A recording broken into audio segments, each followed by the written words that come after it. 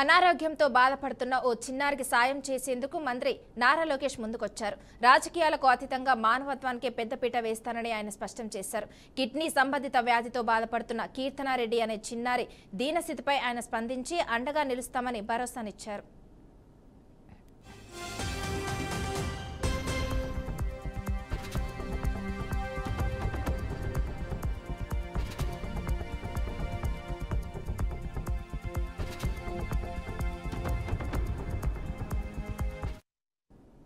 పల్మనేరు నియోజకవర్గం చిన్నపురంకు చెందిన ఓపుల్రెడ్డి కుమార్తె కీర్తనారెడ్డి గత ఏడాది 10వ తరగతి పరీక్షలు రాసిన తర్వాత 2 కిడ్నీలు దెబ్బతినడంతో తీవ్ర అనారోగ్యానికి గురైంది.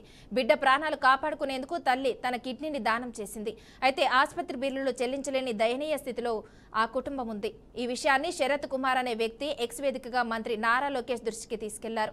ఈ పోస్టుపై మంత్రి లోకేష్ స్పందించారు. మీ రాజకీయ అనుబంధంతో సంబంధం లేకుండా ఈ విషయం నిజమైతే తప్పకుండా మిమ్మల్ని సంప్రదిస్తాను అని అన్నారు. మానవత్వంతో సాయం చేసేందుకు ముందుంటాను అని ఆయన బదులిచ్చారు.